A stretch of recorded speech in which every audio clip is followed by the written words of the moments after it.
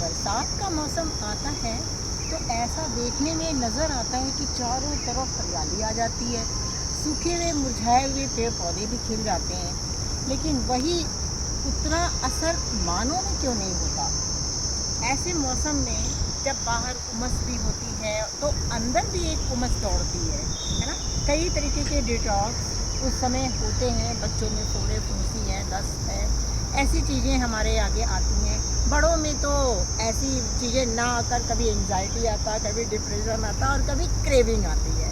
अब उस क्रेविंग को शांत करने में हमें ऐसी चीज़ों का सहारा लेना है, जैसे हम प्रकृति में निकल कर आए, चारों तरफ देखें, वाह इनको कोई क्रेविंग नहीं है, ये तो बिल्कुल हरे भरे और खिले हुए हैं, तो हमें इतनी क्रेविंग क्यों आ रही? क्योंकि हर चीज़ का एक असर होता है।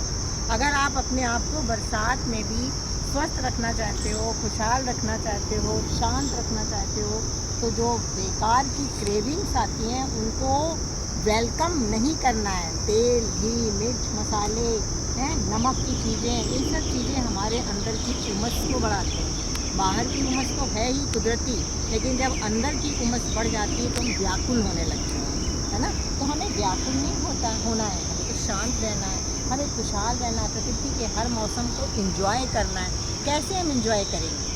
स्वास्थ्य की परिभाषा ही लोग भूल गए हैं, क्योंकि सभी इस समय प्रकृति के सौंदर्य को भूलकर, अपने सौंदर्य को भी भूलकर पता नहीं कौन सी दुनिया में लोग भाग गए हैं। बंद कमरों में एसी में, अरे बड़ी उमस है, बड़ी उमस है, चलो भाई एसी चलाओ। ये कब्रिस्तान में बैठने से क्या मिल रहा है?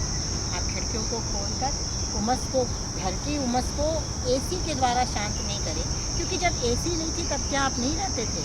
और दूसरी बात, खाना पीना गड़बड़, रहना सहना गड़बड़। जब आप कोई मेहनत ही नहीं कर रहे हैं तो आपके अंदर डिप्रेशन, एंजाइटी और भी कई तरीके की बातें तो आएंगी। इससे आपको कोई नहीं बचा सकता है, ना बाहर से बचा सकता है, ना अंदर से बचा सकता है। खुद का बचाव खुद से करना है, सेफ्टी खुद से करनी है। Thank you.